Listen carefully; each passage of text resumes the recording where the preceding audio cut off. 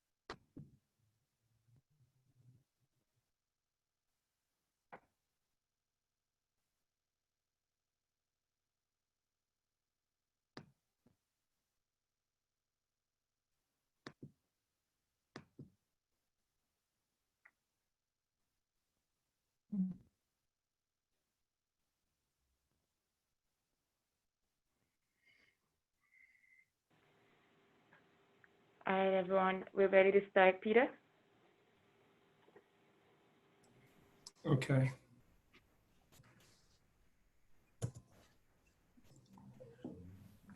Welcome, everybody. It is a great honor to once again be hosting our Forum on Microbial Threats meeting. I want to say my name is Peter Daszak. I'm the chair of the Forum on Microbial Threats. I'm also the president of EcoHealth Alliance, and like many other people, like all of you, probably most of you, we're on lockdown here in New York, facing up to this pandemic. But we're still going ahead, and it's just a great pleasure to see so many people registered for this session, and then hopefully for the upcoming main meeting, which was scheduled to be in person at the end of August the 29th to 30th. I'd like to start off by acknowledging the leadership of the forum, my co-chairs Rima Kabaz and Kent Kester, the forum staff, Julie Pavlin, Gillian Buckley, Edith Amponsa, and Hannah Goodtree, who are on the Zoom call today, and our sponsors, who you will see right now on screen. The Forum on Microbial Threats is really a group of organizations and representatives and people from the field of infectious disease that get together to review key issues that are affecting us around emerging infectious diseases in particular, that threaten our nation, that threaten the world. Diseases like COVID-19, issues like vaccine hesitancy and antimicrobial threats, understanding how the world is changing. You know, we've had previous meetings on how do we bring in big data to better understand the spread and control of infectious diseases. How do we work with the economics that underpin a lot of the drivers and control of emerging infections? How do emerging diseases relate to chronic diseases around the world and to the social factors that drive that?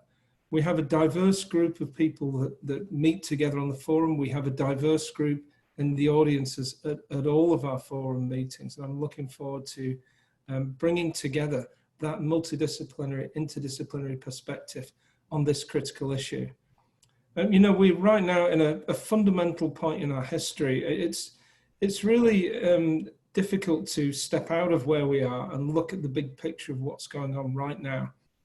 But mark my words, in 20, 30, 40 years, people will look back on this and say, what would it have been like to live through that pandemic? We're hearing it right now. We're introducing the rules as we go along effectively. You know, who would have known 6 months ago that a place like New York, where I work, would have voluntarily gone into lockdown and closed down the economy of this vibrant city, closed down the restaurants, the metro, the empty streets. These are things that we just didn't imagine 6 months ago. We'd heard about it with pandemic flu. And as we look back at some of those historical pictures, we realize that we're doing that right now. We're living through the same really significant historical outbreak. And it's been quite interesting to me personally to see how we deal with the pandemic in this modern world of social media, and where every citizen, really almost globally, is connected in real time to what's going on with the science behind the pandemic and with the science behind controlling the pandemic. And again, I've been very surprised, as many of us have, to see, first of all, the ability of people to really understand what's going on with infectious diseases, to want to know the science behind it, but then, for whatever reason, to mistrust the scientists that are producing that information, at least to some extent, and to be hesitant about this wealth of information that comes through our phones and laptops every day, and trying to sift through that to find out what's real and what's not. And again, very surprising to see that while most of us realize we're not going to really get back to normal opening up in the face of a pandemic like this without effective treatment and control, and that includes vaccines. To find at this time, right now, even in the midst of this pandemic, we're seeing the rumblings and discussion around, why would I take a vaccine? Is this vaccine going to be harmful? Do we really need to do this? The hesitancy, even now, about a COVID-19 vaccine is quite surprising, and something that I think we really do need to address. And that's one of the issues that we're going to talk about, but in the greater context of vaccine hesitancy in general. So this is going to be incredibly timely right now, and incredibly useful. And I hope that this will act as a teaser for you to sign up and register for the main meeting later in the summer. And by then we'll know even more about where we are with COVID-19 vaccines and where we are with communities that are ready, willing, and able to use them and those that aren't. So I'd like to start off by introducing Matthew Zahn, who's a forum member and co-chair of the workshop. He's a medical director in the Division of Epidemiology and Assessment of the Orange County Healthcare Agency, on the front line of fighting outbreaks like COVID-19. Over to you, Matthew. Welcome, everybody. Great. Yeah, thank you, Peter. And I'd like to extend my welcome as well to everybody who's listening in. And I'd certainly, I think as Peter noted, I work in local public health in Orange County in California, and certainly a lot of the topics and issues that we're going to be discussing in this workshop are extremely relevant to what I do every day. And so we certainly hope that it's relevant to the work that everybody who's calling in is doing every day, and I'm sure it is. So just a brief overview of our workshop. Today's meeting, as Peter mentions, the first of a two-part series. And again, the main workshop event will be held in August. I think with the events of COVID have certainly conspired to make it more appropriate for it to be a virtual experience, but working hard to make that event not just a matter of an event of presentations, but to allow conversations as well. So we certainly ask you to be mindful and be aware more information will be coming out on that event soon. And for these workshop series, we'll have, there are specific goals that we really like to address. Obviously, immunization coverage, and then health equity issues that are related to immunizations.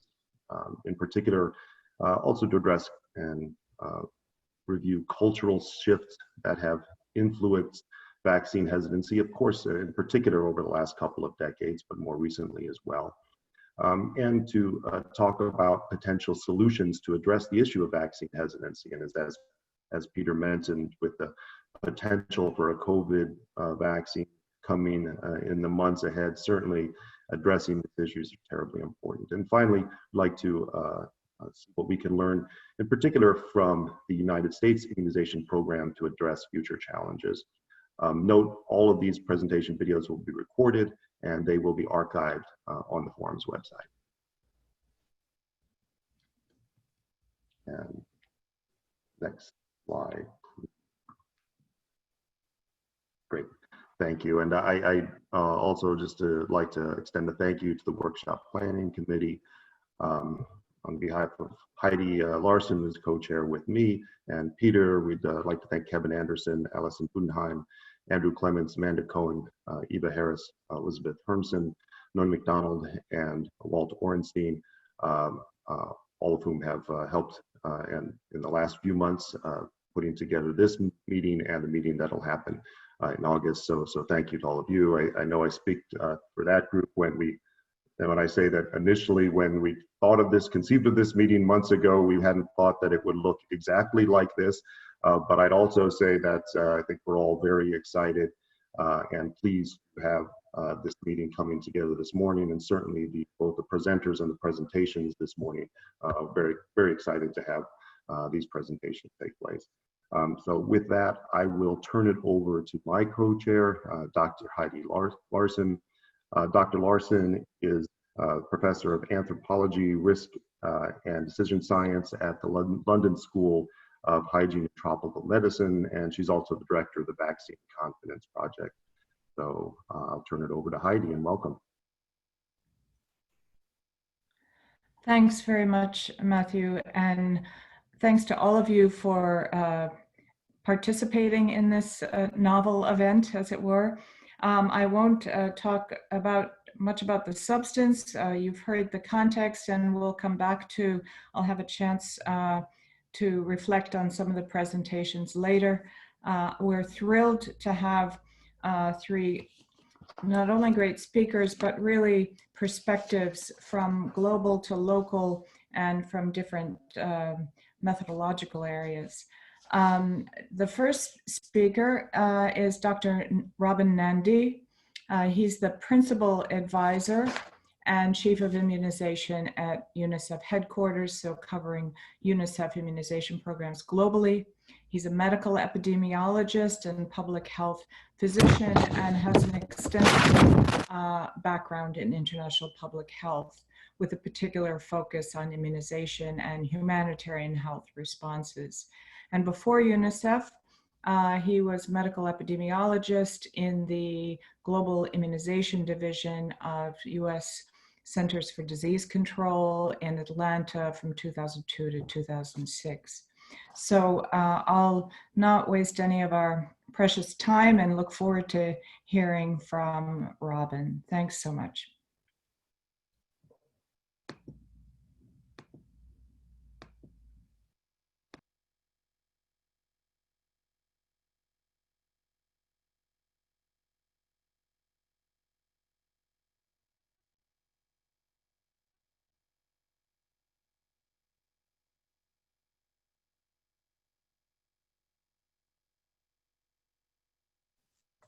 Hi everyone, and thanks Heidi. I didn't realize, but I was talking to myself, so I already made a couple of statements before, which I will repeat.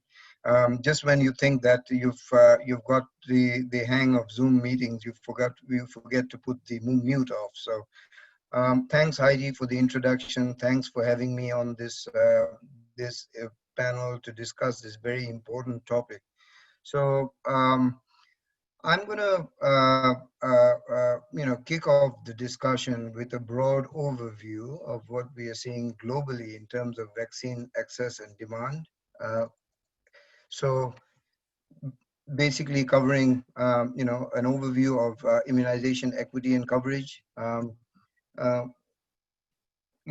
What is our problem statement? Where are the kids that we are missing, and what different contexts they live in, understanding why they are unvaccinated, talk about the interplay, the way we've seen it evolve, the interplay between supply and demand, and of course, there's no discussion that can be complete unless we refer it to the present day, the current context, and the challenges that we are facing with COVID-19. And I'll end with some concluding remarks. So I want to start with immunization equity. And I think, a big shift that we are seeing in global immunizations now, particularly over the last 5 years or so since the Sustainable Development Goal is an emphasis on equity. The universality that is being promoted and pushed within the Sustainable Development Goal, forces us to address issues of equity in health services. So this is clearly stated as one of the goals of SDG to achieve universal health coverage. And within that, immunization is obviously a key intervention that is an integral part of primary health care, as we also in parallel look at the rejuvenation of primary health care following the Astana meeting a couple of years ago. So where are we now with global immunizations? We have to remind ourselves as we grapple with outbreaks of vaccine preventable diseases and the fact that there are gross inequities in vaccination coverage across geographical areas, ethnic groups, subnational pockets, that immunization has been one of the most successful health intervention that has been that is being delivered to scale. So immunization achieves higher coverage than most other child survival intervention. But herein lies the problem. We have achieved a global coverage of approximately 85 or 86%. And over the last decade, and even more, have stagnated at this level. This said, we are vaccinating more and more kids every year due to increases in birth cohorts, but our overall coverage has stagnated over the past decade. And I'm going to spend the next few minutes talking about why this is the case and what we need to do to address this. So, despite achieving a relatively high coverage relative to other child survival interventions, we estimate that we currently have 20 million or so children that are either under-vaccinated or unvaccinated. Under-vaccinated means they've received some vaccines but have not completed their vaccine series in the vaccination schedule.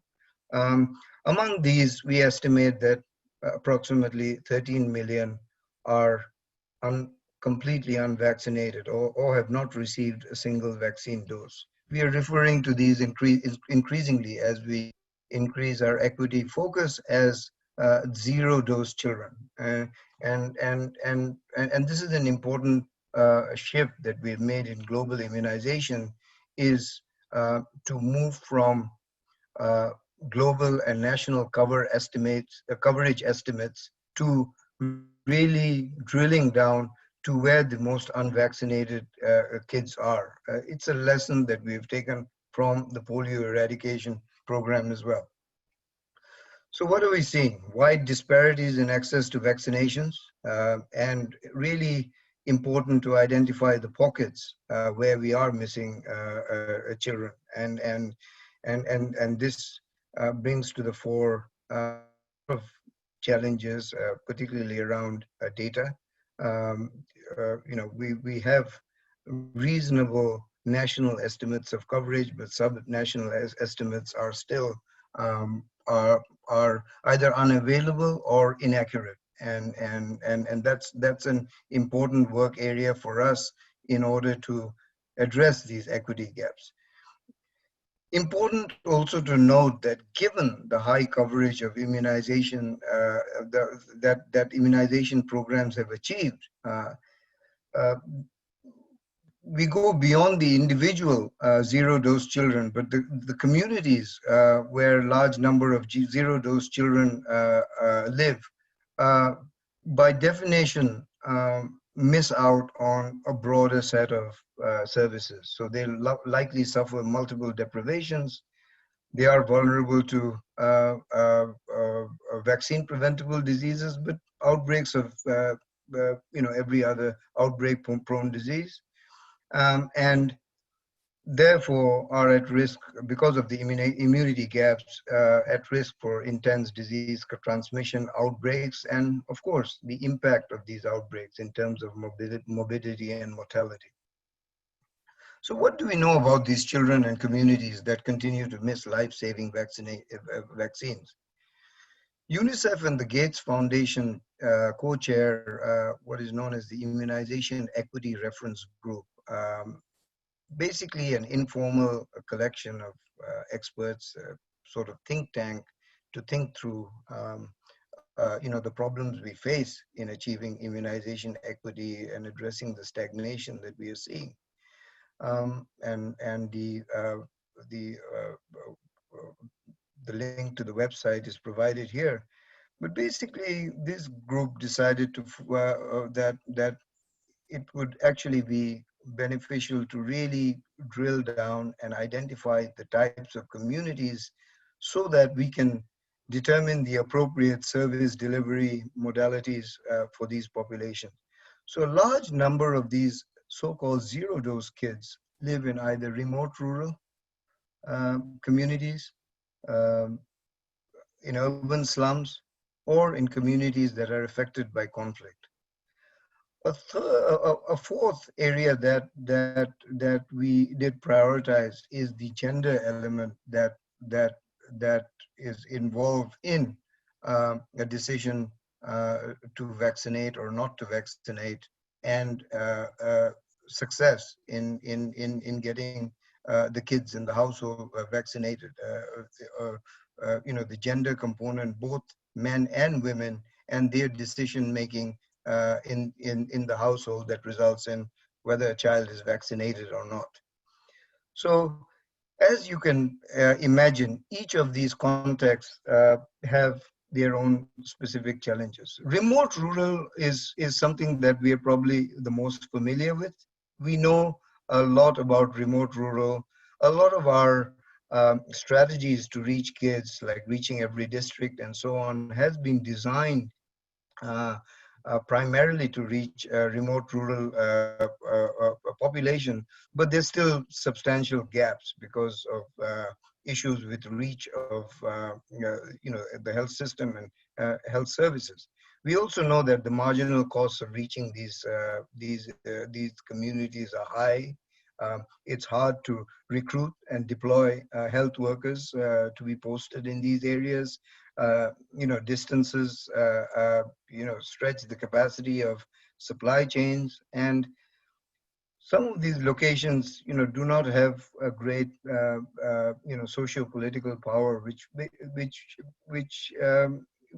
reduces the level of political will to reach these populations. And of course, the data gaps that I referred to are substantial here. Urban poor is a rapidly growing issue that we are seeing. We all know that the world is urbanizing at a rapid pace, and again, it's some of these urban poor communities and slums where we have the least information in terms of data. We also know that they suffer from what we call social distancing. They have moved from their normal environment to a very new environment. They may be stigmatized, marginalized, and often these folks are living in illegal settlements, so they don't want to get into visibility of the system, so to speak. And oftentimes, the design of services, not only immunization, but broader primary health services, makes these inaccessible for these populations. I think, some of the solutions that we have proposed is, looking at things like evening or weekend vaccination, where in urban areas where, both parents may be working and unable to seek services during normal working hours. Insecurity sometimes, seen very prominently in places like Pakistan and in Karachi, in urban slums where the polio programs have not been able to access. And of course, the constellation of stakeholders is very different in urban population. Conflict of affected population is another one. I think, we all know the challenges with damaging of infrastructure, migration of skilled health workers, insecurity, and difficulties in tracking these populations on the move. Gender, I talked about briefly. Mothers are primary caregivers typically, often have not a high status and decision-making capacity, both within the household and the community. They have time and physical barriers to accessing services, issues with health literacy, and obviously poor quality or inconveniently delivered health services are a barrier for them seeking vaccinations and primary care services for their kids. So why are children not vaccinated? And I think this is where we are getting much more sophisticated in understanding that each context is very different, and we have to look at factors within a household, within a community, within a health system. So is it a knowledge or information gap? Are parents aware that these services are critical and where they're provided? Trust and confidence gap, and I'm going to stress this a little bit more further as well. Is, I think, one of the biggest issues, and it's something that will be affected now in the current period of COVID and the post-COVID period, is the trust and confidence in health system. And this is a key determinant on whether a child is taken for vaccinations and other services. There's often good intentions, and there is often the intention to vaccination, but once you set about to do it, you realize that families realize that it's not very convenient. They've got they have to spend there's out-of-pocket expenses that they have to spend on transport and so on. And so this is what we call the intention to action gap. And then there are issues around service quality. And if somebody waits long period of time for their services, they have a bad experience, they are unlikely to go back. And this is something that we want to look at. So I talked about where the missed children are and why we miss them. Important also for us to remember that when we are looking at a context with zero-dose children, it's not often one factor that's at play. It's multiple factors, and we have to get at those multiple factors and address them, one by one and collectively, in order to ensure that these kids receive the services that they deserve. So it goes from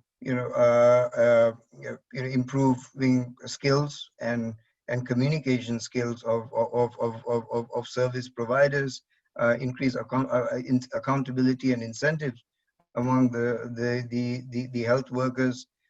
Communication is key. We need to build trust and enhance confidence in a health system. And of course, political will is extremely critical. So it's important to have a clear theory of change that covers learning, management, communication, and trust building. So if you look at any typical demand-related assessment, you see a picture like this. This is the case in Nigeria, where you have various reasons for non-vaccination. Parents' knowledge being a big one.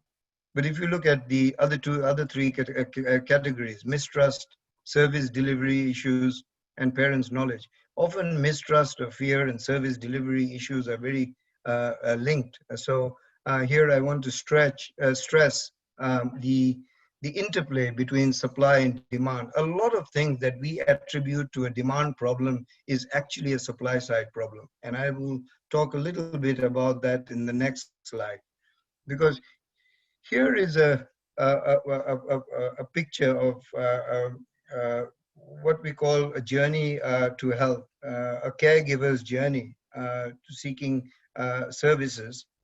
It's the principle of human-centered design, where we look at issues from left to right. 1, 2, and 3 occur in the household. They're related to knowledge, awareness, intent, and preparation to seek services. And then everything on the right is related to service delivery, point of service, experience, and after service. These things are hugely important in determining whether somebody will actually go back to receive services, especially if they've had a bad experience. I won't go through these in great detail, and I'm going to pull this all up together, but it's really important in a community to understand why a kid is not immunized, and the qualitative information is extremely important.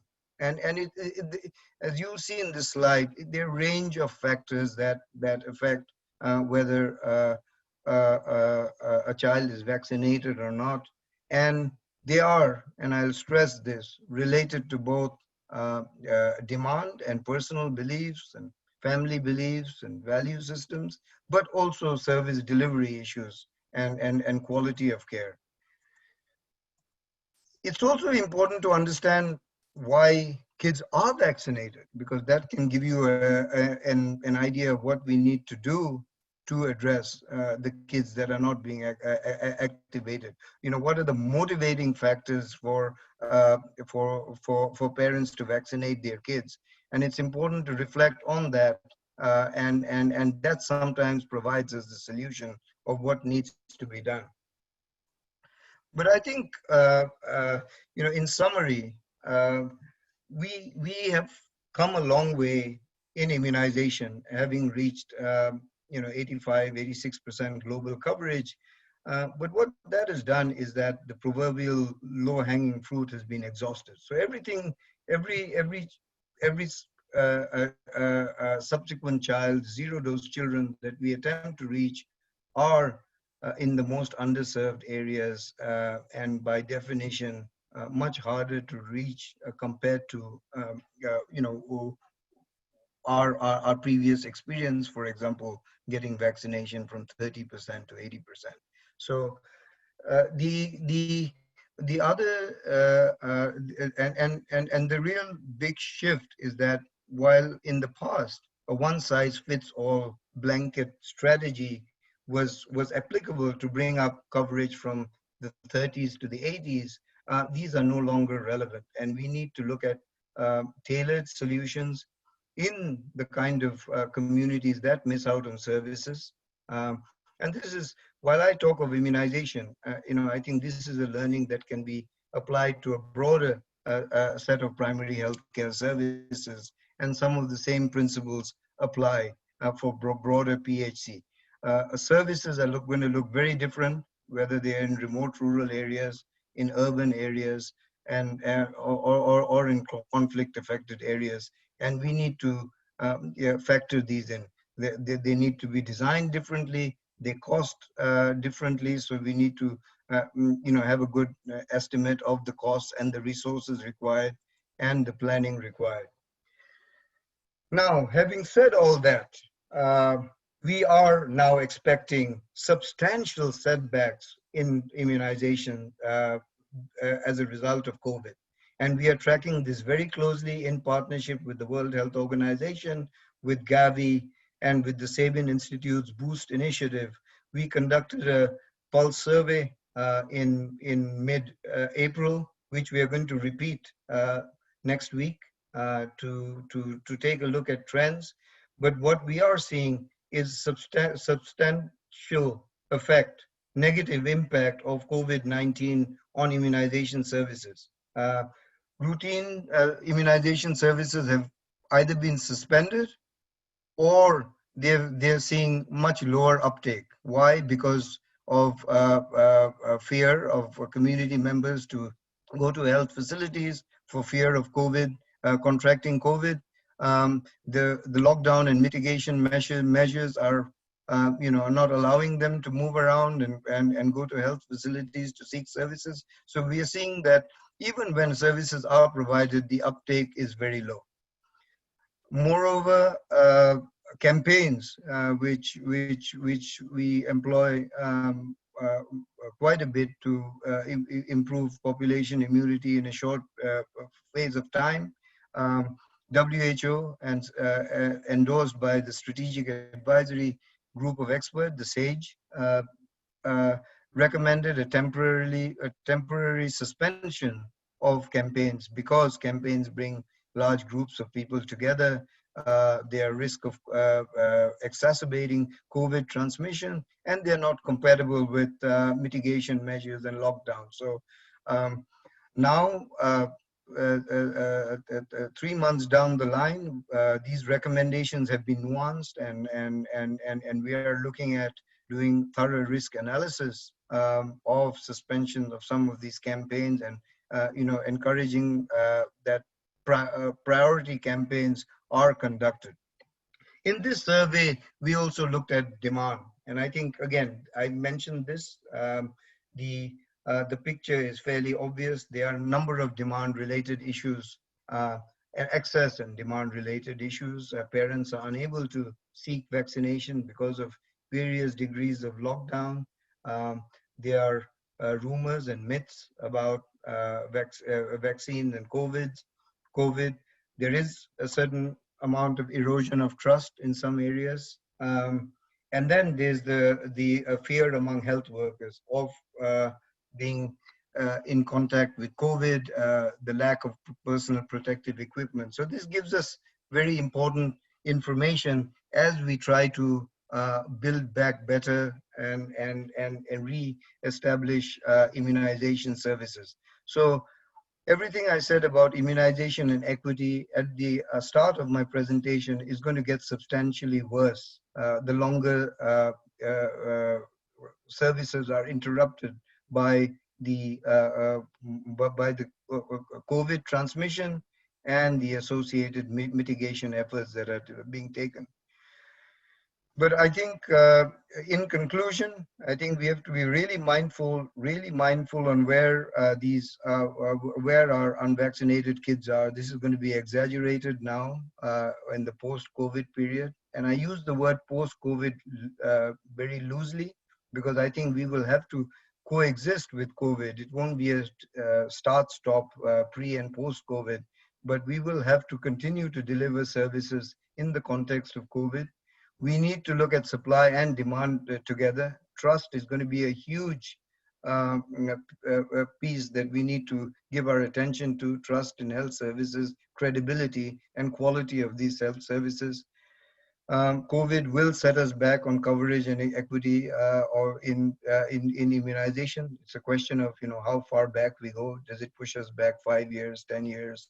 And we will get a better picture of it in the coming months. But what we are with WHO, Gavi, and other partners trying to do is using COVID also as an opportunity to reimagine immunization. How do we build back better?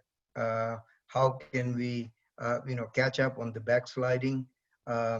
Achieve greater efficiencies, not look at it disease by disease, but look at it as a whole and as a part of the primary healthcare system. Regain trust in the health system, and also remind ourselves that the impact of COVID will be seen. Most impacted will be the more vulnerable groups, and a focus on them is going to be extremely critical.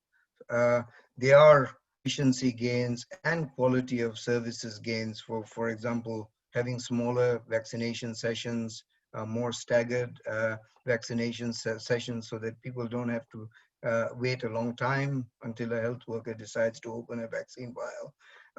So, there might be positive service quality, aspects that we can work on post-COVID. Thank you very much. Over to you, Heidi, and I'd be happy to answer questions when we have them. Thanks very much, Robin. That was very thorough and a lot of things to think about. I think we had decided that after the 3 presentations, we would have the questions together just to keep the momentum going. But I've definitely taken note on a few points, and also questions are coming in. I'm going to move on to introducing Eve Dubé. Thrilled to have Eve here. She's an anthropologist, particularly medical anthropologist, and has done a lot of work on the social behavioral issues around vaccine acceptance, social, cultural, and ethical issues. And she is interested in vaccine acceptance from these different perspectives. So I welcome Eve, and thanks. Over to you. Thanks, Heidi. So I'm gonna share my screen. Hope this will work. Some technical issues as expected. Let me check if I'm able to do this quickly. I'm sorry about that.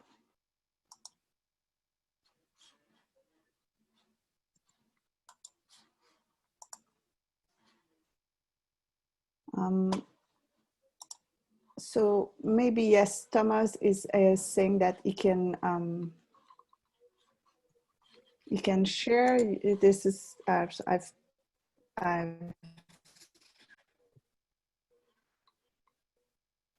I've done some tweaking in my presentation, so maybe I'll just let me check. Of course, I'm always having some issues. Okay, that's fine. I'm gonna work this through. So if you move to the next slide. Just to highlight that I have no conflict of interest to disclose for this presentation, except the fact that I'm a medical anthropologist, but I'm not the only one around this call. So I think that's good. So next slide, please. So in this talk, I'll give you a brief overview of vaccine hesitancy. I think my presentation will somewhat overlap with Robin's presentation, but I think that's good. And reflecting on different cultural shifts that have given rise to increased doubts about the vaccine, and also discuss some potential solution to enhance vaccine acceptance. So if you move to the next slide. I guess I'm preaching to the choir by saying that vaccines are one of the greatest public health tools. It's estimated that vaccines save 5 lives every minute. So we all agree that vaccines are really important. But if you move to the next slide, one of the particular aspects of vaccine is that they are not only important for the individual person that receives vaccine and is being protected, but they also are really important by generating community immunity or herd immunity. And the fact that by vaccinating a large portion of the population, you protect others that can't receive vaccine. But of course, to generate community immunity, you need a lot of people to accept vaccine. For most disease, above 80% or 90% of the population. So that's quite high for a public health intervention to reach so many people. Next slide. And of course, having a presentation about vaccine at this point of time, we cannot escape speaking about potential COVID-19 or SARS-CoV-2 vaccine. I think there's a lot of expectation and around the development of future COVID vaccine, and the fact that vaccine are perceived as the solution to get back to some kind of normality in our lives. But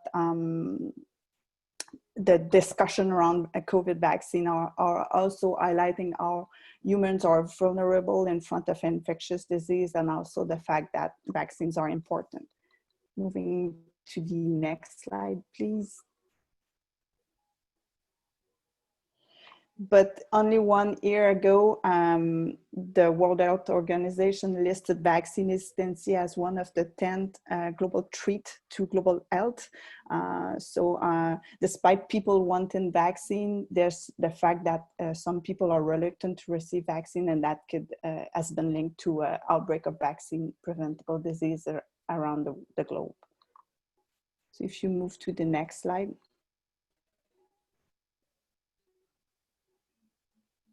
And when we look at the current situation around COVID vaccine, only a quick look at media showed that COVID vaccine are also already generating vaccine hesitancy and reluctance in vaccine. And we already are seeing some vaccine critical group getting into the arena and spreading false information around vaccine.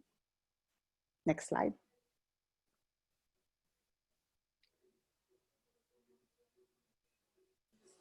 So what's vaccine hesitancy? It's been defined by the SAGE Working Group on Vaccine Hesitancy as delay in acceptance or refusal of vaccine despite availability of vaccination services. So you cannot be vaccine hesitant if vaccine services are not there. So it's really a specific position on the vaccine acceptance continuum. Moving to the next slide, please. So that's the increasing vaccination model that was created by the BETS WHO working group on determinants of vaccine acceptance. And it highlights different factors that impact on vaccine uptake and acceptance. And within this picture, vaccine hesitancy is related to motivation or intention. And it's different than all those practical issues that you can face when once you want to get vaccinated, and also different from attitudes or risk perception, as well as social norms or other social processes. Moving to next slide. So vaccine hesitant people are those who can refuse all vaccine but be unsure. They can accept some vaccine and refuse other, or they may delay vaccination.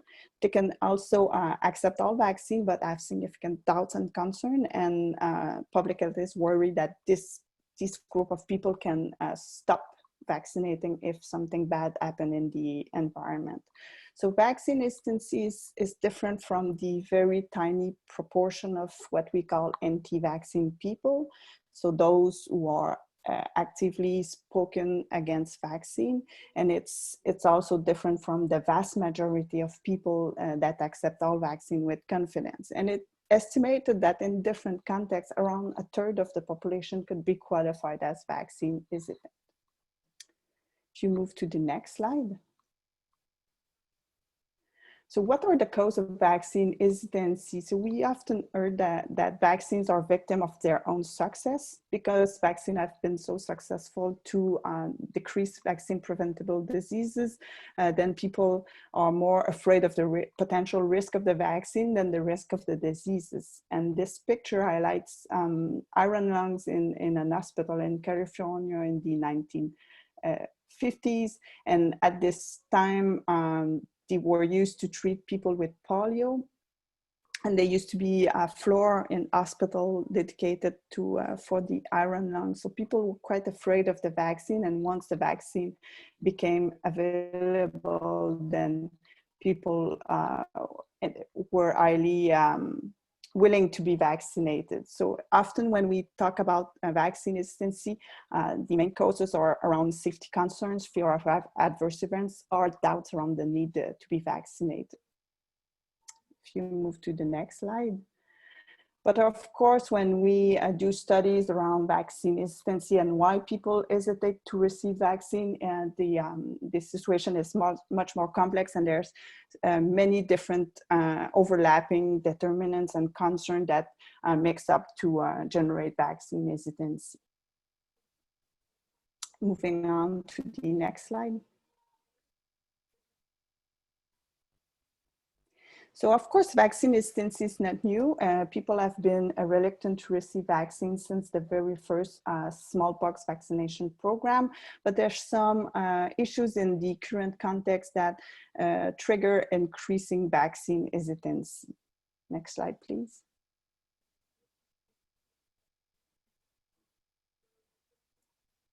And I'll refer to this as crisis of trust and crisis of truth.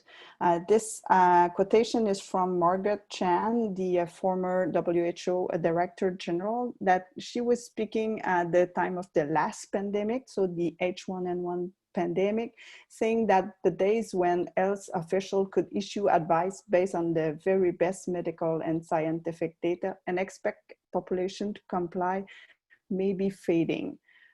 Of course, I think social scientists will say that they never really exist, but there was some kind of recognition 10 years ago that people might not be following science as we thought they would be or expect that they will be. If you move to the next slide.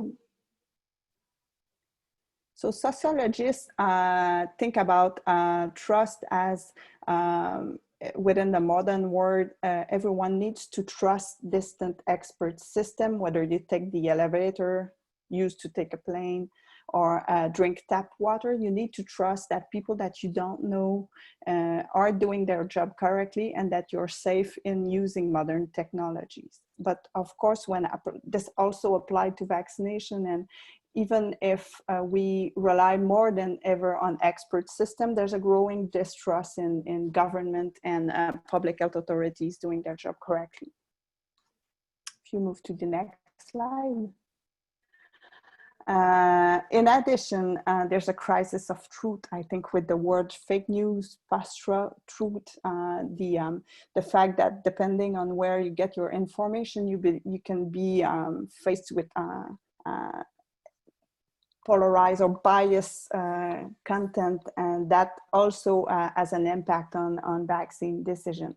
And we know that the potential impact of negative information that are spreading in internet and social media, and the fact that being an expert or a scientific or a physician or a nurse might not be perceived as a source of expertise for many people anymore. If you move to the next slide.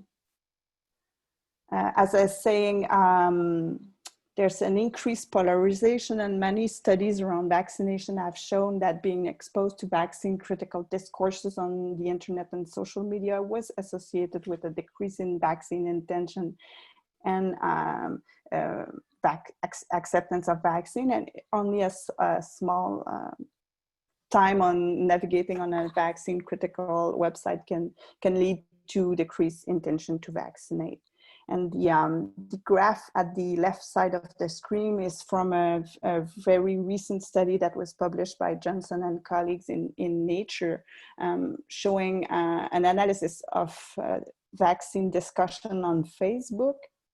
Just to remind you of the situation of those findings, there's 3 billion Facebook accounts over the world, and there's about 1 million that speak about vaccine. So it's a tiny proportion of the discussion on Facebook that are really about vaccine. But when we look at the dots on this picture, so the blue dot are pro-vaccine messages, and the red dot are anti-vaccine messengers or group. And we see that the anti-vaccine group tend to have a higher reach and a better, more spread than the pro-vaccine discussion on Facebook. Next slide.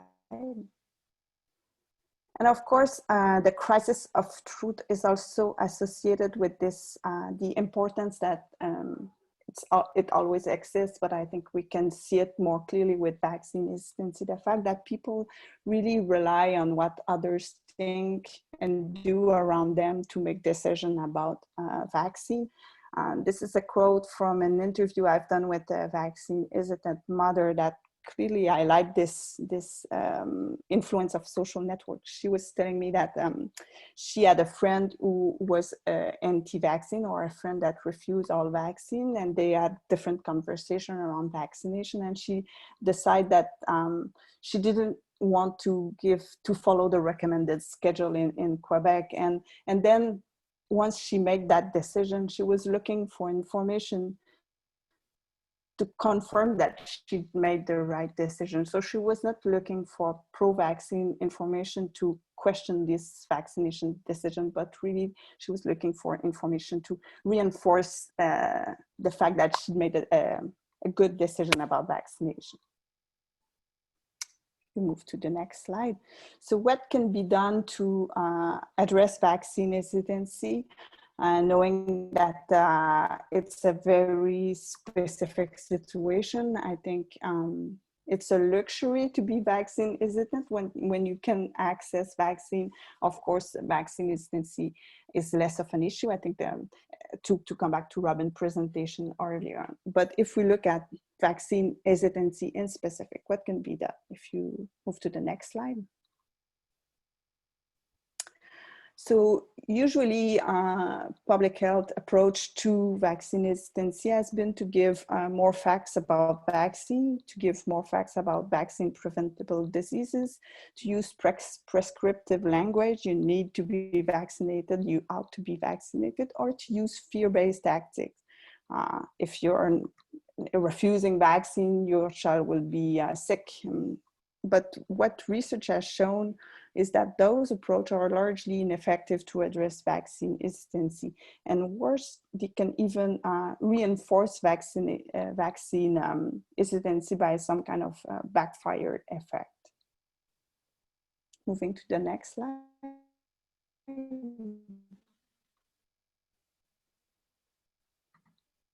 So we really need to look at how human process information when we want to develop strategies to address vaccine hesitancy. And of course, information is key. You need to know which vaccines are needed and when to make an informed decision about vaccination. But information and education alone will never be enough to sway vaccine hesitancy or to sway people's doubt about vaccination. We want to think that everyone is a rational thinker, that everyone weighs pros and cons of any decision before making a decision that is fact-based. But in fact, everyone, even experts, do base their decision mostly on emotion. It's much more about how we feel about the facts than the facts themselves that will make us decide about something. And this has been shown in different health issues and different health area. Once attitudes are formed, they are really hard to change, and information will never be enough to change that. If you move to the next slide. And on another similar note, I've been doing many interviews with vaccine hesitant people, parents, and they're often well-educated parents who are really involved in their child's health. They're not ignorant, and we often see in media an association between refusing vaccine and being anti-science or being an ignorant. And of course, telling people they're wrong will not change their mind, and it could even make the discussion even more difficult. So it's really important to try to understand why people are hesitant from the beginning, with to have an open discussion with that. And for most vaccine hesitant parents are not the equivalent of ignorant. Moving to the next slide. That comes to the power of stories. With how human interpret information and how human are dealing with facts, we can see that stories are much more powerful to address vaccine attitude than simple facts. So this, in this page, you can see a Facebook page from a mother in Quebec whose daughter died after HPV vaccination. The death was not associated with the HPV vaccine, but still this mother is convinced that her daughter died from receiving the HPV vaccine. And she's really outspoken about her story, really sharing her story in social media, but also in traditional media. And that's a very emotional story and a very difficult story to hear. But of course, the government response in front of that story is providing more facts and more statistics around how HPV vaccine are safe, but we're not speaking the same language, and it's unlikely that those statistics will touch the emotion of parents as much as this very sad story of a disease. Next slide.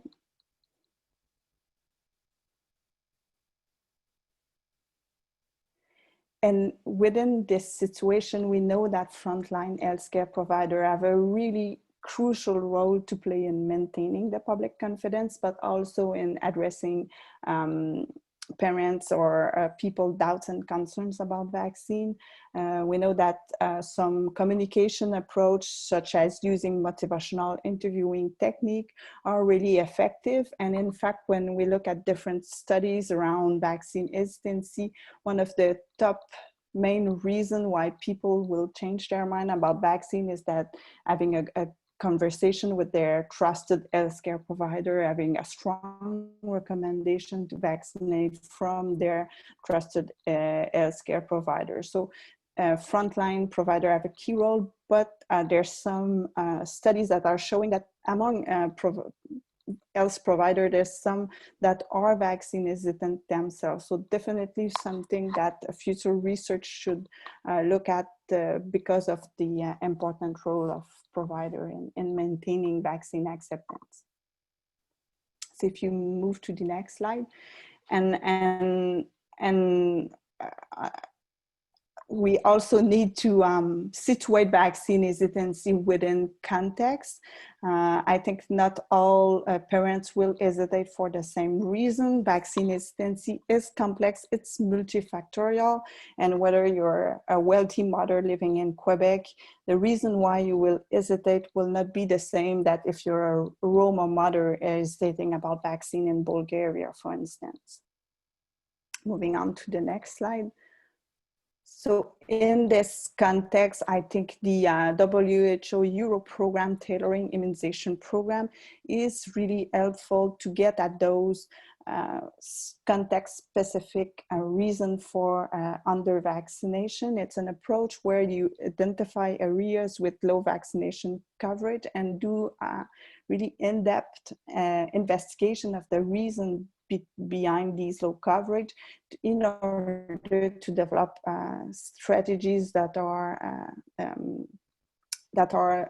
targeted and tailored to those specific issues. We often assume that people are refusing vaccine for some reason, and IDS has used this approach with her team in the UK and showed great result. But as an example that is often shared by Rob Butter, who was involved in the development of this program. In Bulgaria, they were thinking that lack of awareness about the measles vaccine was one of the reasons why parents were not coming to the clinics to get their child vaccinated against measles. So they conduct some studies with disadvantaged communities to assess their level of knowledge about measles and the measles vaccine. And the fact was that those parents were really well informed about the measles and the need to have their child vaccinated against measles. But when they were coming to the clinic to get to receive the vaccine, they were sometimes not treated well by the provider at the clinic. So that was the reason, the main reason why they were not vaccinated. So in this case, focusing on delivery of education or information was quite ineffective, while the problem was mostly situated in how vaccination services were delivered. If you move to the next slide. So to conclude, I think vaccine hesitancy is definitely an important public health challenge. I think it's something much more important than the anti-vaccine movement, where sometimes we seem to be focusing. There's only a tiny minority of people that are anti-vaccine activists, but there's a much larger group of people that are hesitant about vaccination. And while information and education are really important, they are likely not enough to address vaccine hesitancy. And in this context, healthcare provider role is crucial, and they need to be supported, and their own vaccine hesitancy also need to be addressed. So thanks.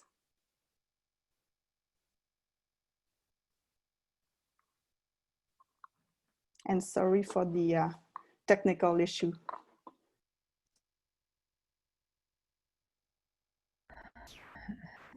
Thank you very much, Ev. A lot to think about, and as you said, a few of the points reinforced, and some from a different perspective, but reinforced some of the points from Robin. And I was particularly struck by the strong trust. We're happy to have as our third speaker, before we move into our Q&A, Nancy Messianer from CDC.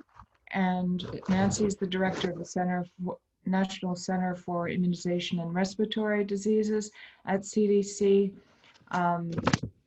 and has been in EIS in the Epidemic Intelligence Officer and Deputy Director for Infectious Diseases, and has had a number of leadership positions, served as Deputy Director, and also led meningitis and vaccine preventable disease research.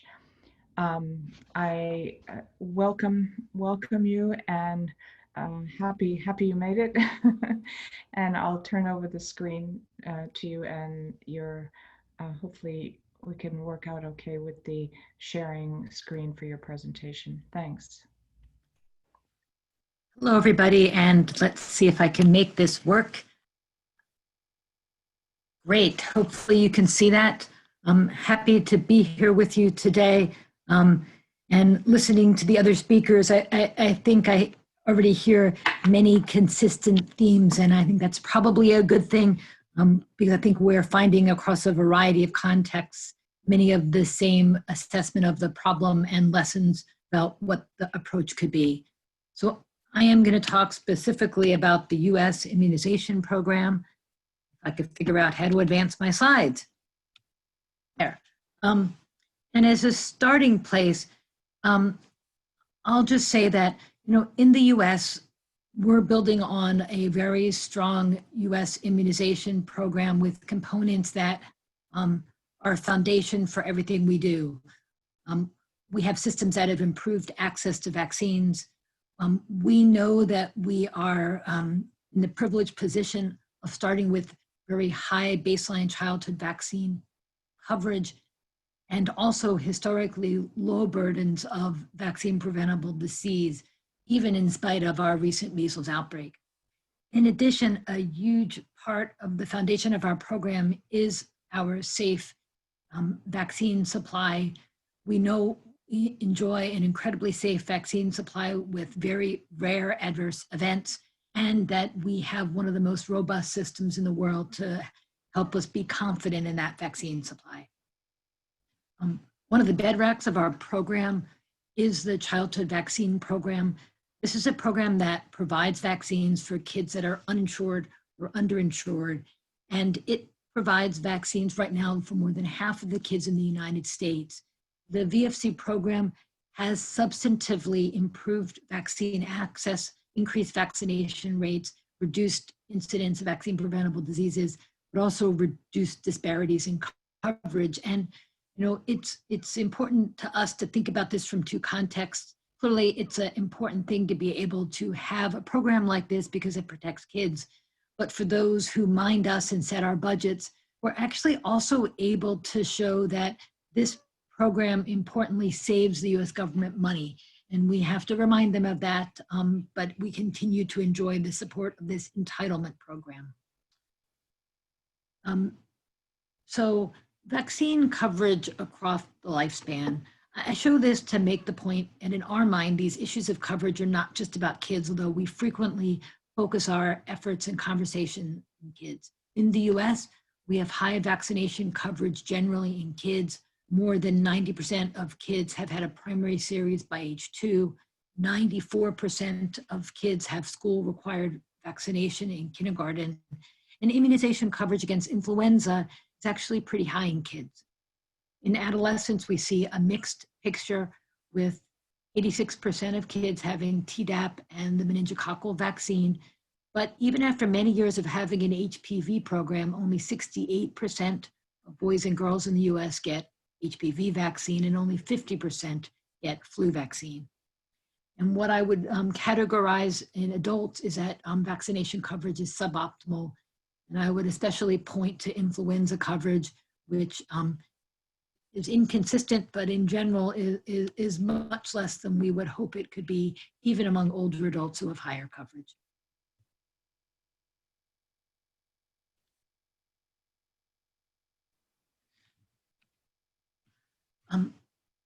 Despite the overall knowledge that immunization coverage in the United States is high, the US has significant geographic and socioeconomic disparities, and that is disparities by state, disparities by poverty insurance status, disparities in race, ethnicity, and lower vaccination coverage in some vaccines in rural areas. Now, we've seen improvements in some of these disparities over time. Overall, if you look at all vaccines, but especially for some vaccines, these disparities persist substantively. And I'm just going to give you one taste of that in the next slide by looking at two specific vaccines. So to orient you, the graph on the left is those who have received at least one dose of MMR vaccine by age 2 years of age. And the circles are the lowest and highest in that category. So for example, you can see that while overall MMR vaccination coverage is pretty good, if you look by state, there's significant disparities, with the lowest states having around 85% coverage and the highest states having 92% coverage. You can see some of the greatest disparities in insurance status. That's despite the fact that we have this Vaccines for Children entitlement program, which is a safety net program that provides vaccines for kids who are uninsured. It's also still true in the US that kids who have no insurance have substantively lower MMR vaccination coverage. We see disparities by poverty level, disparities by race. And again, at the bottom, you'll see for those of you who aren't used to this language, metropolitan statistical area is basically a way of saying rural versus non-rural. If you look at HPV vaccine coverage, this is those kids who are up to date, you'll also see disparities by state, with the lowest states having just around 30% coverage. You'll see insurance status is also a significant variable here. Race is actually a significant variable, although sort of a little bit opposite of what you'd expect. And then you can see the rural, non-rural disparities. Now this looks a little different for every vaccine. We see the most disparities in rural populations in the more complicated regimens, and also true for some of the socioeconomic variables. But it just points out that if you look at the national picture, you really don't get the same picture that you get if you look at a state level, and more importantly at a county level. And we really need to be looking at all of this data to identify these populations that remain at risk because they're under-vaccinated. Also, I think as you just heard, we talk a lot about discrepancies in vaccination coverage around the issue of vaccine hesitancy. But in the US, there are still these disparities, which the data suggests are really more about access or ease of access. If it's easier to get access to vaccine, people are more likely to get vaccinated. Timely vaccination. Nearly 2/3 of young kids in the US are vaccinated according to the recommended schedule. But that actually means that 1/3 of young children are not vaccinated and have delayed at least one or more vaccines. Socioeconomic status, there again are disparities in adherence to schedule around poverty level, recipient of WIC benefits, which may also be a marker of poverty, and maternal education. All of these groups are less likely to be completely adhering to the recommended schedule.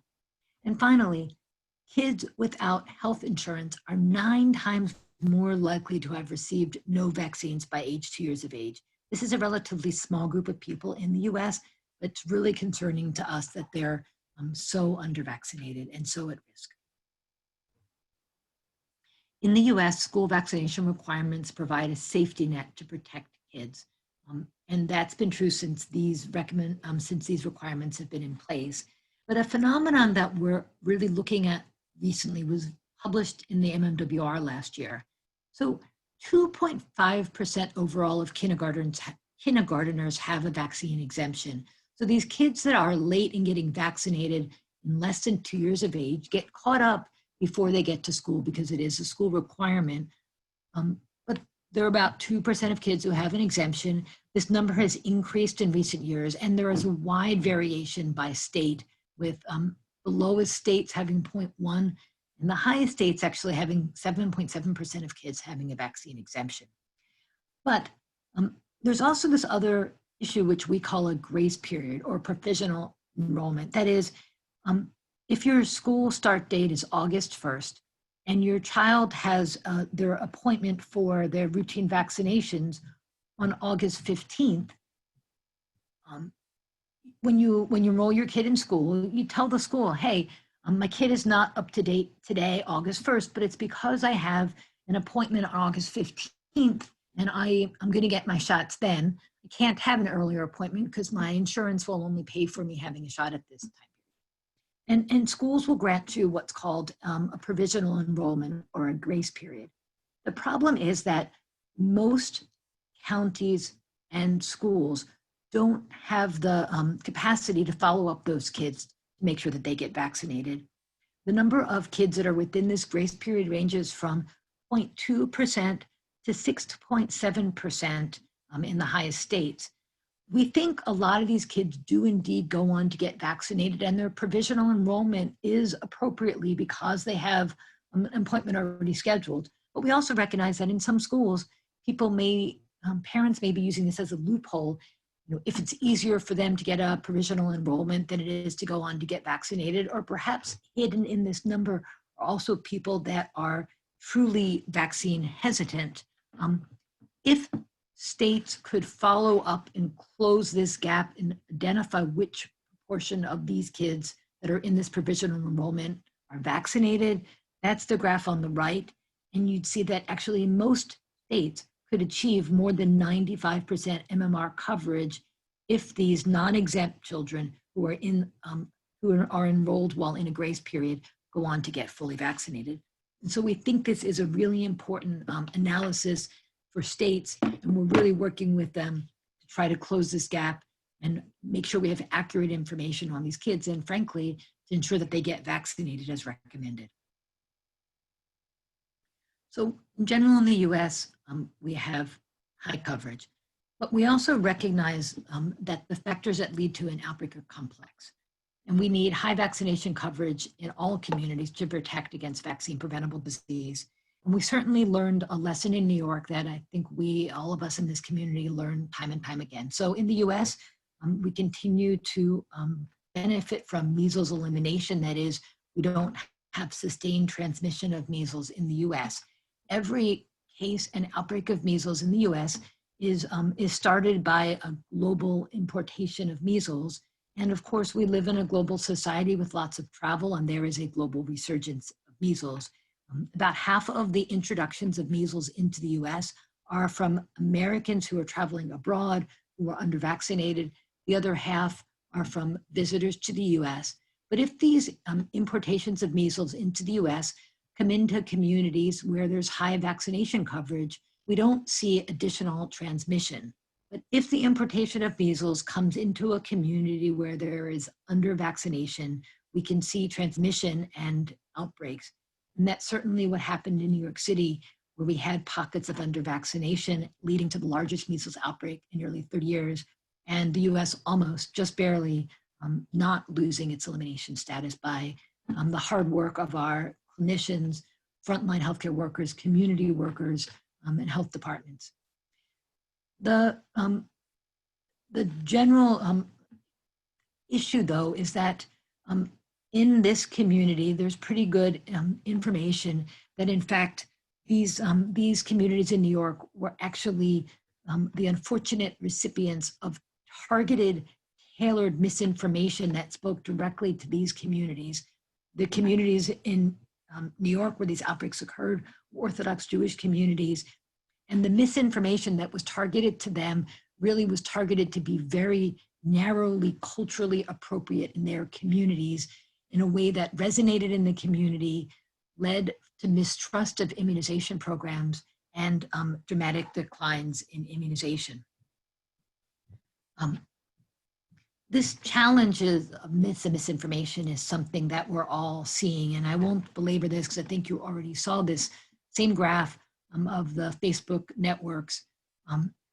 The targeted and tailored misinformation to New York is not the only instance that we have found where really resonation of misinformation is in a specific community.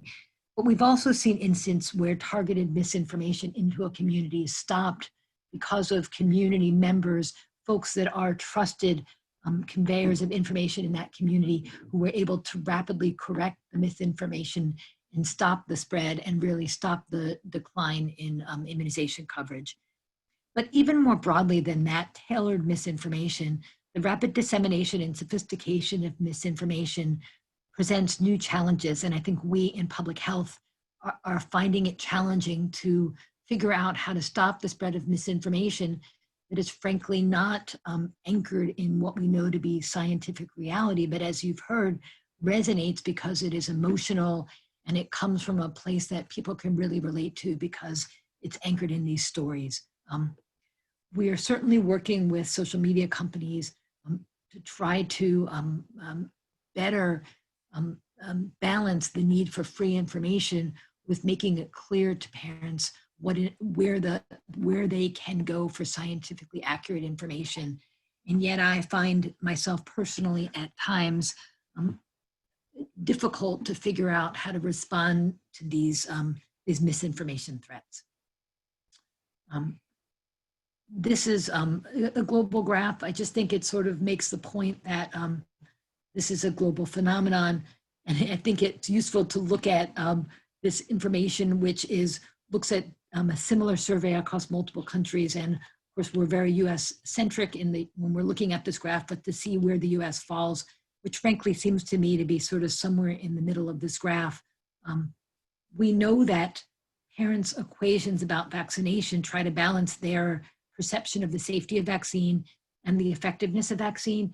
But it's also interesting to know that after the large measles outbreak in the US a couple of years ago associated with Disney, we had surveys of parents' perceptions before that outbreak and after that outbreak. And actually what changed after that outbreak was not parental perception of the effectiveness of vaccines, it was actually parental perception of the safety of vaccines, which led to more trust in immunization.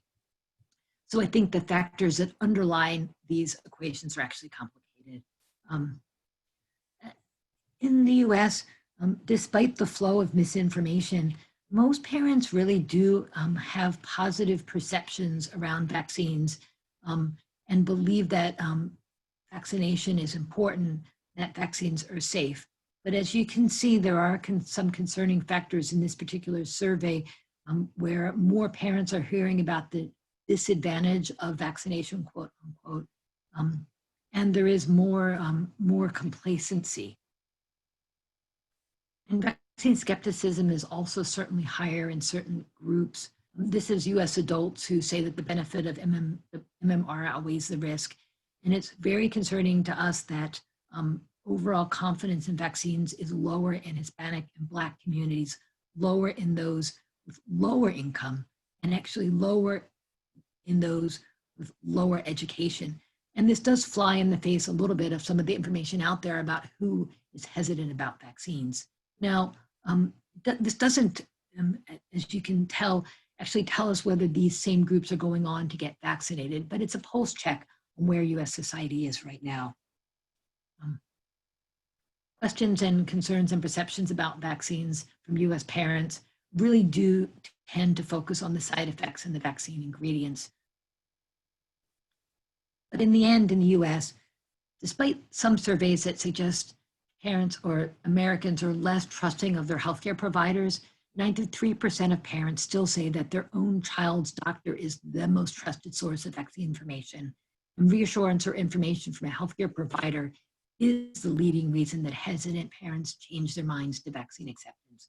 So a lot of CDC's work does focus on making sure that healthcare providers at the front lines have the information that they need to be able to answer parents' questions, but also to answer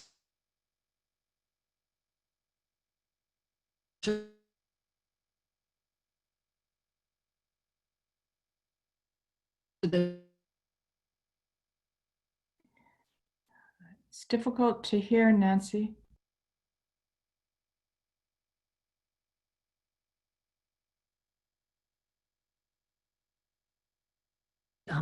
that in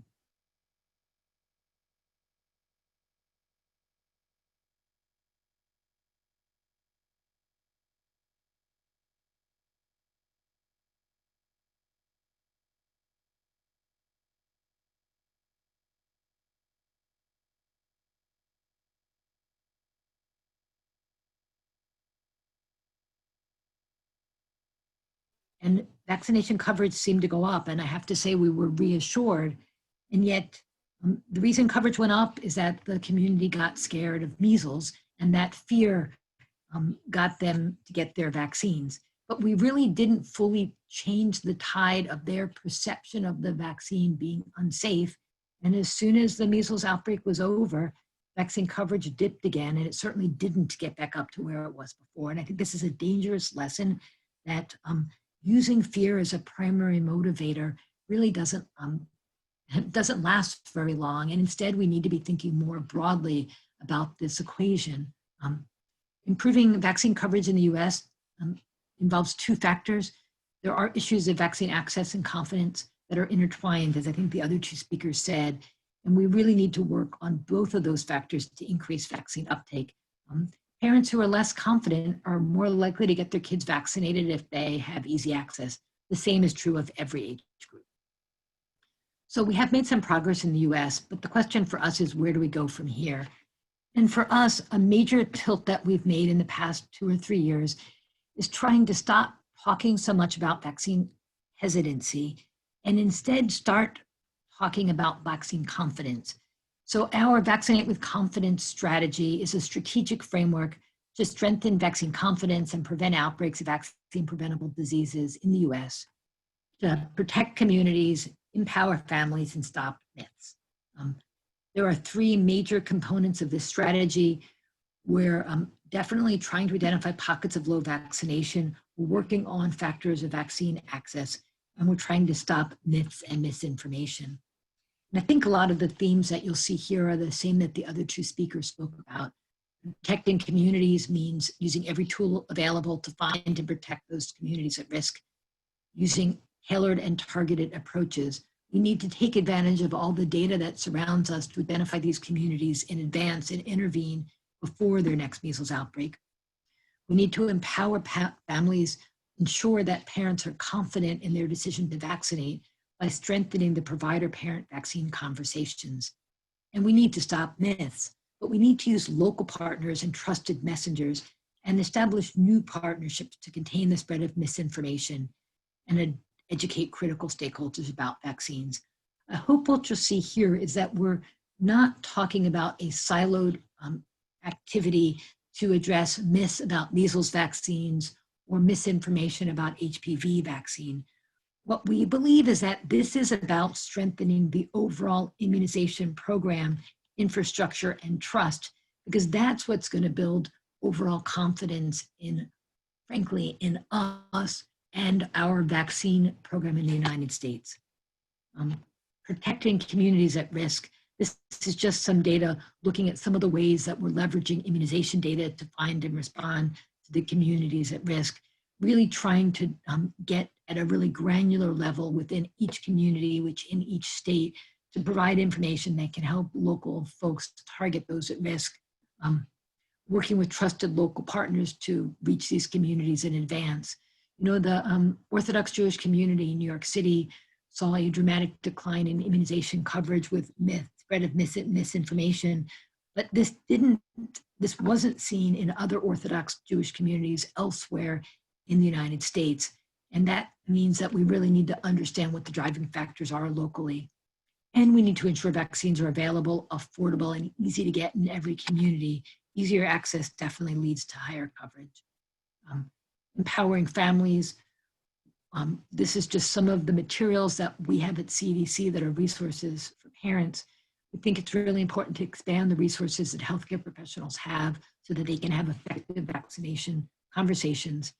But we also need to have these conversations early. So we did some longitudinal work surveying moms while they were pregnant through the age 2 years of age to assess their attitudes about vaccination. And it turns out that the attitudes that moms have while they're pregnant really last through childhood. But of course, they don't have their first visit with the pediatrician until most of them, they deliver their baby. This is an important point because pediatricians are frequently, and family practitioners, the ones that are having those trusted conversations, but we need to work back earlier so that those conversations occur earlier. And so we're working now with OBGYNs and midwives to really foster a culture of immunization in practices.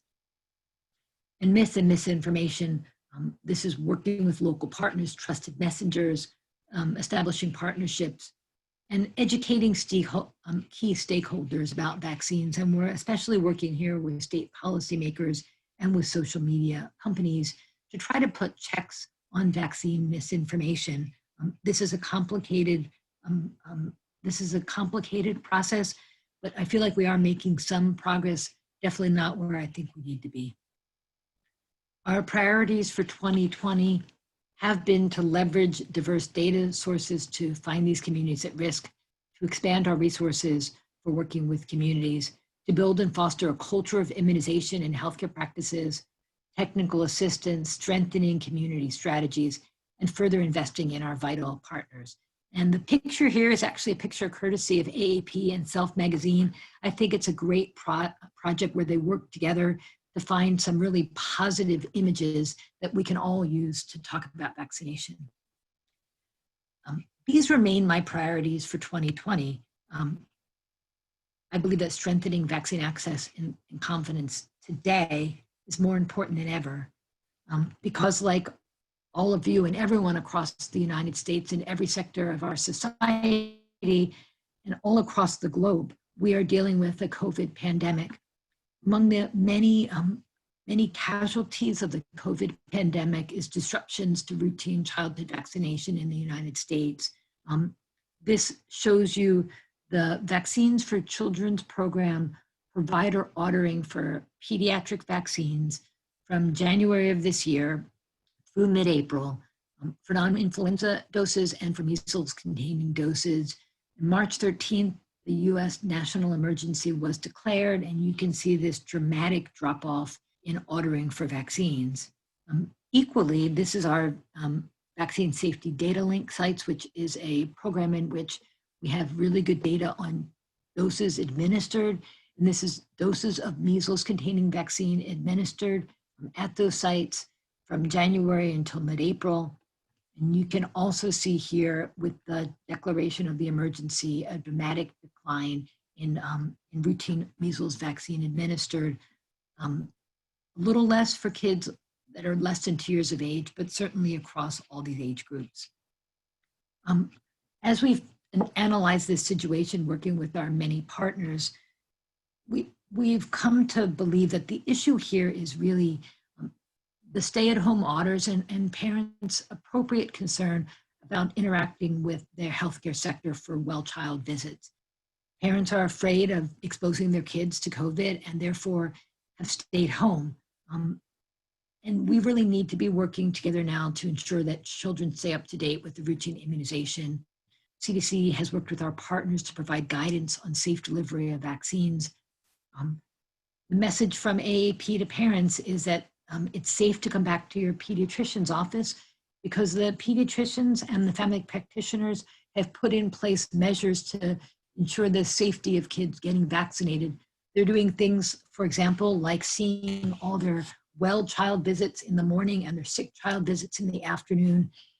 But the message to parents is to call their healthcare provider and get back on schedule. We're really advocating for the use of reminder recall systems to promote catch-up vaccination, so providers reaching back to the parents who have missed their visits.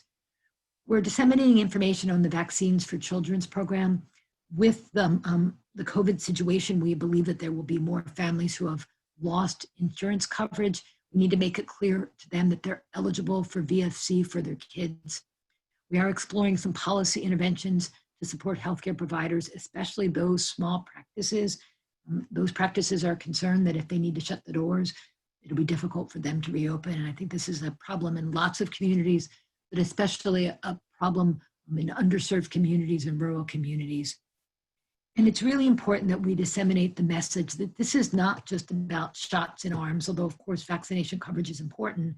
Vaccination coverage is really just one metric of a well child visits. There are many other reasons that kids need to get in to see their healthcare providers for those well child visits, including an assessment of how folks are coping with this emergency. And so we're really trying to get kids back to their doctor's office. And of course, we are preparing for future COVID vaccinations. We hope that some vaccine will be available this fall, and much more vaccine will be available in the winter. We're working to identify priority groups for vaccination, strengthening implementation and distribution networks. We're developing plans for monitoring and assessing COVID vaccines, including the important aspect of safety, but also effectiveness. And we're working to understand public perceptions around COVID vaccines so that we can develop the most effective communication messages. It's been a trying year for all of us. I know that in my family and my work life and everywhere I go, COVID has impacted every aspect of what we do, but it is really important that we stay on course, that we continue the work that we all need to do to make sure that families understand the importance of vaccination and believe in our immunization program. It's important for vaccines across the whole lifespan, and it certainly will be important as we look forward to COVID vaccines as a tool to control this pandemic. So thank you for the time. And I'll turn it back to you, Heidi. Thanks very much. That was very valuable and comprehensive. And I am overwhelmed with the number of questions that have come in, but I think you've already addressed a number of them. I think I don't want to say too much to allow for the questions, but I do see a theme about trust across the different, all the presentations, and I think it cuts across everything. And in fact, one of the questions that came in was to Robin's presentation, aren't there concurrent issues, for instance, in rural areas? Isn't it rural areas plus distrust? And I think, Robin, I'll turn this to you because there's another question about the description of the equity reference group, organizing it around setting. To me, it looked like it was by setting, rural, urban, and gender. Enter your participant ID followed by pound. Sorry, can somebody mute? So just the idea that you happen to have organized it by setting. I know it's, there are many ways you can cut the pie, as they say, slice, but the person who was writing the point said, there are these concurrent issues, and can we think about strategies cross-cutting? And just while you're answering that one, I think there was another question about, are there plans to improve vaccination rates during the COVID pandemic? And I know you've mentioned it, but maybe say a couple things about that. Particularly, you had mentioned that there is discussion about starting some of the campaigns. Not sure what the criteria was, but one of the things I've seen some places, the tactic is not just when, but how. Because maybe it's not a go, no go, it's we want to start moving forward, maybe we just have to have fewer people at one time, or however we go about it. So I'll leave those two with you, and then I'll move to the next questions. Thanks. Yeah, thanks, Heidi. I tried to make note, and please hold me accountable for being honest to respond to these questions. Great set of questions. And first point, I mean, the reason we decided to group, we had a longer list of priorities as we went about the equity reference group. It was, I think, 15, 16 points, of which we picked the 4 that I described to you. The rationale for picking up these points was to basically design service delivery modalities, communication, engagement around these settings that are so different that the design of the program would need to be different. That does not mean we are negating the cross-cutting issues. There were comments about commonalities between rural and urban. There were comments in the questions that I've seen on socioeconomic status. Absolutely, these are extremely critical areas, and whether it's rural urban, or even conflict, the more affluent they manage. They're relatively healthy. They have coping mechanism. They can even buy their way out of the crisis. But it's the poor socioeconomic that actually is more heavily impacted in all these settings. But our rationale was to basically contextualize and try to identify the characteristics of these contexts and say, all right, how should service delivery be provided in a way that is convenient? I think convenience, has come across in all three presentations, whether it was mine, Eve's, or Nancy's. Convenience to the beneficiary population is extremely critical in whether they actually seek the vaccinations or not. So I think that was the. So, let's also remind ourselves that our current equity metrics or that have been in place for the last 10 years is looking at socioeconomic status and maternal education as the two determinants to measure equity inequities. What that doesn't do, however, is basically tell us how to design services to actually reach these children. So that was the idea of focusing on context. Very important point on resumption of immunization services. Absolutely critical, because we do not see COVID-19 as being a short-term interruption. So while services have been interrupted, routine services less so than the campaigns, but even when services have been continuing, the uptake has been poor for the reasons that have been mentioned, various level of lockdowns and so on. So it is not a go, no go, but how do we deliver vaccination services, whether they're routine or campaigns, in a way that's compatible to risk of vaccine preventable diseases, epidemiology of COVID. A lot of countries that are have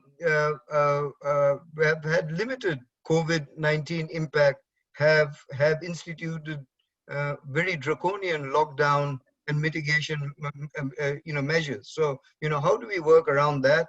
What is the level of capacity of the health system? What are the other factors, including concern of healthcare workers, availability of PPEs, for example, personal protective equipment. So all these considerations to be taken into account. And importantly, Heidi, your last question is how? How do we deliver campaigns in a way that does not exacerbate COVID-19 transmission? How do we prevent overcrowding? How do we incorporate physical distancing in the delivery of campaigns and outreach services? Polio programs, for example, have interrupted, have temporarily suspended house-to-house vaccination campaigns, because one of the key factors is to, as we deliver immunization services, not to do any harm as well. And then the final point I make in response to one of the questions on rural and urban is I think while we have focused a lot on rural to urban migration, now we are seeing the opposite happening, with the economic impact being felt in the cities and so on, is people going back to the villages. And how do we avoid marginalization and make sure that they are incorporated in the health system there? So extremely critical that we revitalize immunization and other basic health services. I want to not speak only for immunization, but a broader set of essential health services, including other nutrition, wash, and other health services. Over. Thanks very much. And to your last point, and I had made note of this while you were talking, the whole issue of equity is a driver of hesitancy. And it's not even just, as you mentioned, an issue of equity around vaccines. It's about we heard in the early days with polio, it's that they don't have water, so they don't have all these other things. You don't really care about us, we don't trust you. So that's a theme.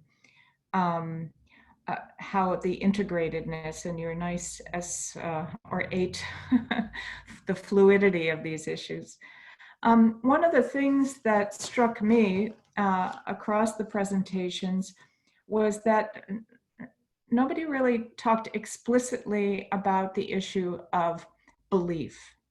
There's hesitancy, there's access, there's confidence, not thinking you don't need it enough, but really the deep-seated beliefs, whether they're religious or philosophical, they were implied. But I was just to turn to Ev about for some thoughts on this. I had a couple questions which were related. One is from Julie Leeske, is stopping myths, and I would add to that belief. Myths are one thing. Is stopping them possible, or isn't it more about reducing the impact they can have?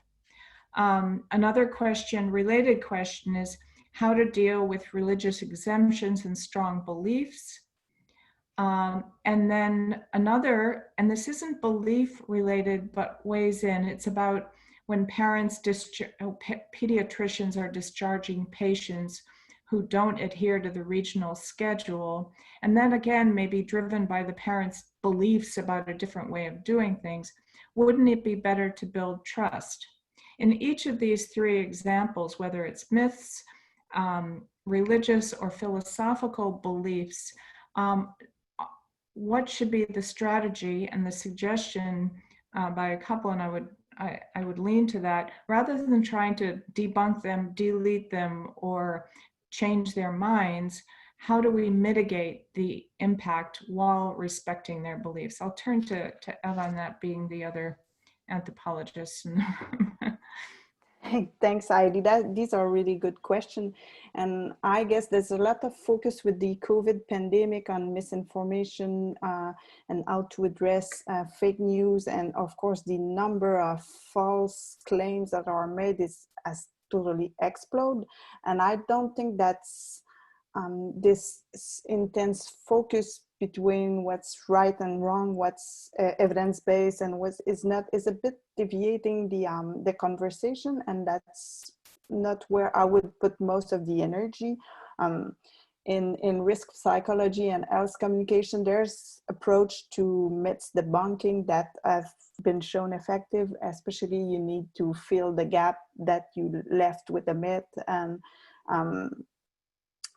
but my take on this question as an anthropologist is that belief or core, they're really ingrained in values people held and how people are. I think you need to work around those to make vaccine fit within these beliefs instead of trying to change people's mind. I don't think this could work, but there's been example of effective way of addressing these strong religious conviction by working with religious leader and making vaccination fit within the overall discourse, because in fact there's not much real religious opposition to vaccination. It's only peripheral, and it's mostly linked to leaders discourse around vaccine much more than a real religious opposition. So I think there's all this literature and those studies around myth debunking.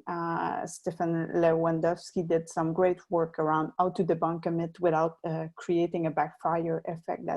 That's really key, and there's good communication principle from a public health perspective or a mass communication perspective, but on a one-on-one basis, I think you need to understand where people are and what these beliefs are, and try to make vaccine fit within those beliefs instead of trying to change people's beliefs. And for the point of dismissing patients who are refusing to follow the schedule, I think that's the position of at least the Canadian Pediatric Association is that this should not be the way to go, because we know that trusted healthcare provider have a strong role to play in fostering vaccine acceptance. And of course, if you dismiss these patients, then you cannot help them move towards vaccine acceptance. But of course, we need to equip the provider in how to do that effectively. I think often nurses and physicians perceive the vaccine hesitant as difficult patients, so those you don't want to deal with. So that's I think if they have more tips in how to have a conversation, a meaningful conversation with these parents, that might help them instead of dismissing them. Of course, there's those questions around whether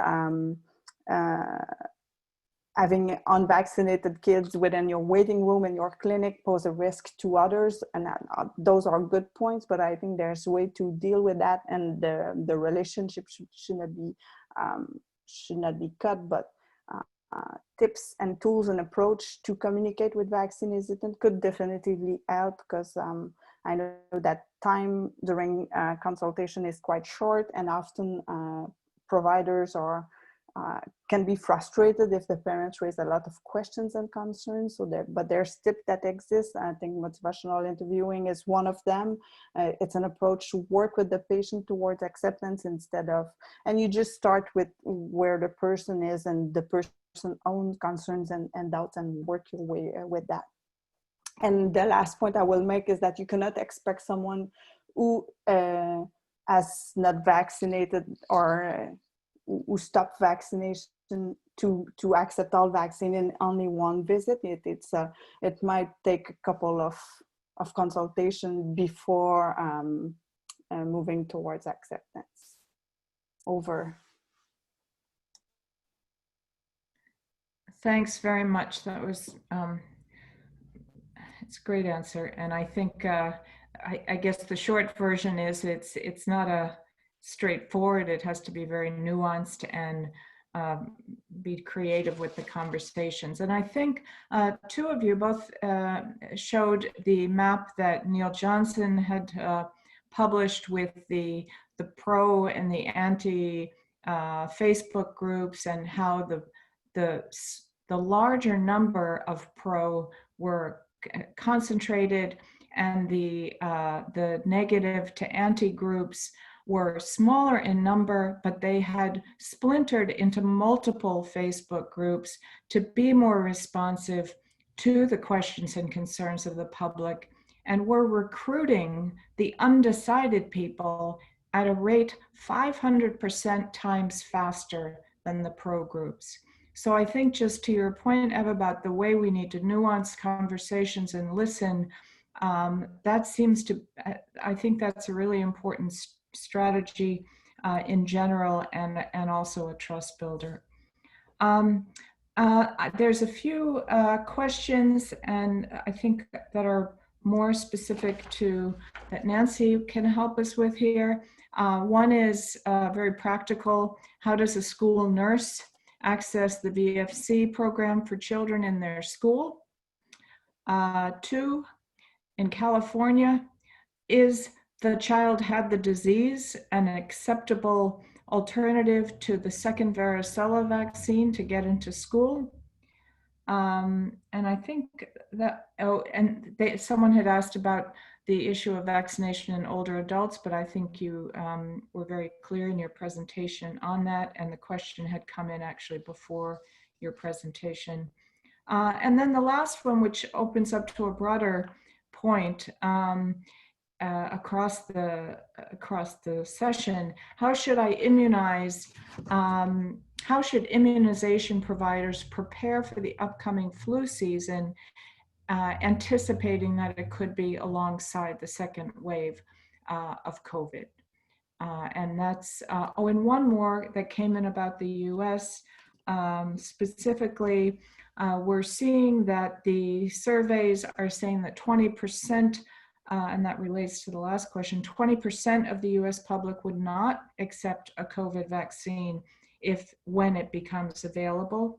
What planning is underway to prepare for that? On those easy questions, sorry, I gave the two easier ones before the more complex ones, but grateful for your thoughts on it.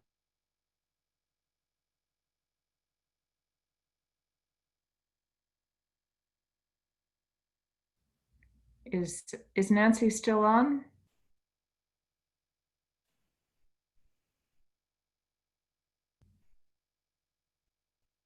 Can you hear me? Yes, now we can hear you. Thanks. So I have to admit to having internet problems this morning. I guess we're all dealing with yes. Let's see. So let me take those one by one. The question of the Vaccines for Children's program, it is a great program. There's in every state a VSP coordinator within the state immunization program. I'm happy to hear it that as a school nurse, you might be interested in the program. And the best thing next step is to call the immunization program walk step. In terms of the varicella rules, I will similarly say that the most important thing there is to talk to your state health department to understand the rules in your state. The two other questions I think are broader questions and are usually important.